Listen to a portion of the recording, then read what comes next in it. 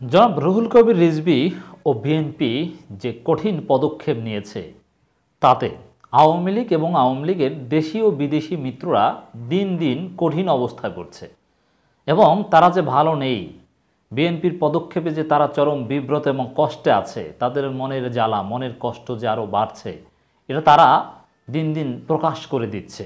এটা খুবই চমৎকার দর্শক। দিন যত যাচ্ছে তারা আরও কঠিন অবস্থায় পড়ছে, আমরা সেটাই দেখছি দর্শক। বিষয় ভারতীয় পণ্য বর্জন। তো ভারতীয় পণ্য বর্জন বিষয়ে আমি বিএনপির আগে রুহুল কবির রিজভীর নাম বললাম, কারণ টোটাল বিএনপি মিলে ভারতীয় পণ্য বর্জন ইস্যুতে যতটুকু সাড়া জাগাতে পেরেছে, এক রুহুল কবির রিজভীর চাদর ছুঁড়ে ফেলায় তার চাইতে বেশি সাড়া জাগিয়েছে। এজন্যে ভারতীয় পণ্য বর্জন বা ভারতের আধিপত্যবাদের বিরোধিতার রাজনীতিতে রুহুল কবির রিজভী ইতিহাসের পাতায় অমর হয়ে থাকবেন। রুহুল কবির রিজভীর মতো নেতৃত্বের দৃঢ়তার কারণেই হয়তোবা বিএনপি সুফল পাচ্ছে, রাজনীতিতে কামব্যাক করছে। আপনারা দেখেছেন যে বিএনপি জামাত একসাথে মিলেছে, একই প্ল্যাটফর্মে একই ইফতার মাহফিলে আমিরে জামাত সহ বিএনপির গুরুত্বপূর্ণ নেতাদের, স্থায়ী কমিটির বেশ কয়েকজন সদস্যদের দেখা গিয়েছে। যাই হোক দর্শক, আমরা দুইটা খবর আপনাদেরকে শোনাতে চাই, এর মাধ্যমে বুঝবেন যে কতটা কঠিন অবস্থায় আওয়ামী লীগ এবং তাদের দেশি বিদেশি মিত্ররা আছে। রাজাকারের সন্তানরা ভারত বিরোধিতা করছে, নানক। দেখেন, এই ভারতের বিরোধিতা করার ফলে আওয়ামী লীগের উপর প্রভাব পড়েছে বলেই কখনো বলছে যে বাজার অস্থিতিশীল করার চেষ্টা করছে, কখনো বলছে আওয়ামী লীগের অর্জনকে ধ্বংস করে দেওয়ার চেষ্টা চলছে, আবার বলছে রাজাকারের সন্তানরা। এই যে ভারতীয় পণ্য বর্জনের বিরুদ্ধে সোচ্চার বীর মুক্তিযোদ্ধা, তাদের একটা বড় অংশ মুক্তিযুদ্ধ সমাবেশে ভারতীয় পণ্য বর্জনের স্লোগান তোলা হয়েছে। এই যে 12 দলীয় জোটের মধ্যে অনেকে আছে, কর্নেল অলি আছে, কিংবা বিএনপির মধ্যে নজরুল ইসলাম খান কিংবা গয়েশ্বরচন্দ্র রায় খুব সোচ্চার। তারা কারা? তারা রাজাকারের সন্তান না মুক্তিযোদ্ধা? এর মানে খেতাবপ্রাপ্ত মুক্তিযোদ্ধাদের, বিশেষ করে মেজর হাফিজ বিএনপি নেতা, তিনিও ভারতীয় পণ্য বর্জন কিংবা ভারতের বিরুদ্ধে কঠিন বক্তব্য দিয়েছেন মুক্তিযুদ্ধ সমাবেশে। একজন খেতাবপ্রাপ্ত মুক্তিযোদ্ধা, যে খেতাবটা বঙ্গবন্ধুর কাছ থেকে পেয়েছে, তিনি তখন রাজাকারের সন্তান? দর্শক, আসলে রাজাকারের সন্তান না, পিওর মুক্তিযোদ্ধারা, যারা বাংলাদেশের স্বাধীনতার সার্বভৌমত্বের পক্ষে, যারা স্বাধীনতার সার্বভৌমত্ব বিলিয়ে দিতে চায় না, ভারতের কাছে বিলীন হতে দিতে চায় না, তারাই ভারতীয় পণ্য বর্জনের আন্দোলনের সামনের সারিতে আছে। তো এই রাজাকারের সন্তানরা ভারতের বিরোধিতা করছে। ভারত বিরোধিতা কেউই করছে না, ভারতের আধিপত্যবাদের বিরোধিতা করছে। এই কথা বলার মধ্য দিয়ে আওয়ামী লীগ যে অসহায় অবস্থায় আছে, অসহায় অবস্থায় পড়ে প্রতিপক্ষকে নানান গালাগালি করতে হচ্ছে, উদ্ভট অনেক ট্যাগ দিতে হচ্ছে, মুক্তিযোদ্ধাদের রাজাকারের সন্তান বলতে হচ্ছে, মানে এটাই প্রমাণ যে তারা কতটা কঠিন অবস্থায় আছে। আওয়ামী লীগের মিত্র তো ভারত, বিদেশি মিত্র। এই ভারত রুহুল কবির রিজভীর চাদর ছুঁড়ে ফেলে দেওয়ার পরেই প্রণয় ভার্মা একেবারে মাননীয় প্রধানমন্ত্রীর সাথে সাক্ষাৎ করতে চলে এসেছেন কোনো কারণ ছাড়া।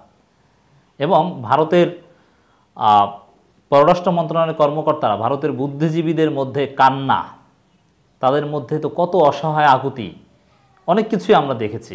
এই ভারতীয় পণ্য বর্জন আন্দোলন জমে ওঠার পর বিএনপি সংহতি জানানোর আগেই ভারতীয় কর্তৃপক্ষের মধ্যে তোলপাড় তৈরি হয়েছে যে কি হয় কি হয়। কারণ ভারত বাংলাদেশের সবচেয়ে গুরুত্বপূর্ণ মার্কেট, যে এখানে তারা একেবারে নিয়ম শৃঙ্খলা লঙ্ঘন করে ইচ্ছা মতো মুনাফা করতে পারে, যা ইচ্ছা তাই করতে পারে। অতএব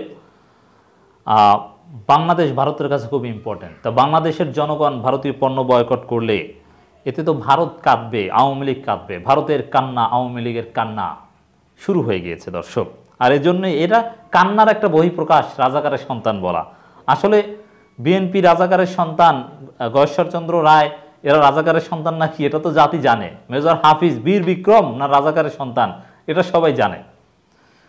মুক্তিযুদ্ধে পরাজিত পাকিস্তানিদের আইএসআইকে সন্তুষ্ট ও ভারত বিরোধী সন্তুষ্ট করার জন্য জনবিচ্ছিন্ন বিএনপি নেতারা ভারত বিরোধিতার জিকির তুলেছে, এই মন্তব্য করেছেন বস্ত্র পাটমন্ত্রী অ্যাডভোকেট জাহাঙ্গীর কবির নানক। আচ্ছা,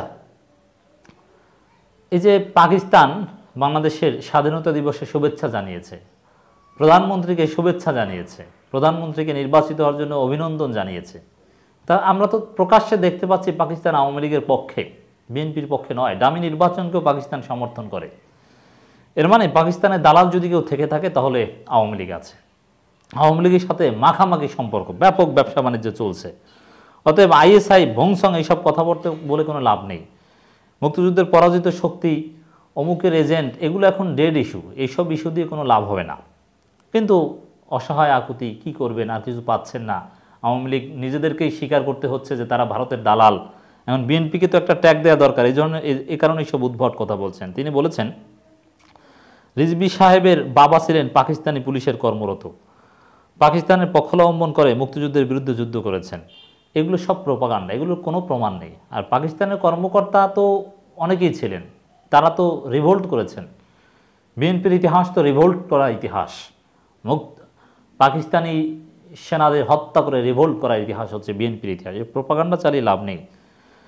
আরেকজন মির্জা ফখরুল ইসলাম আলমগীর, যার বাবা চোখা মিয়া মুক্তিযুদ্ধের সময় চোখা রাজাকার হিসেবে স্বীকৃতি পেয়েছিলেন। না, এগুলো আওয়ামী প্রোপাগান্ডা।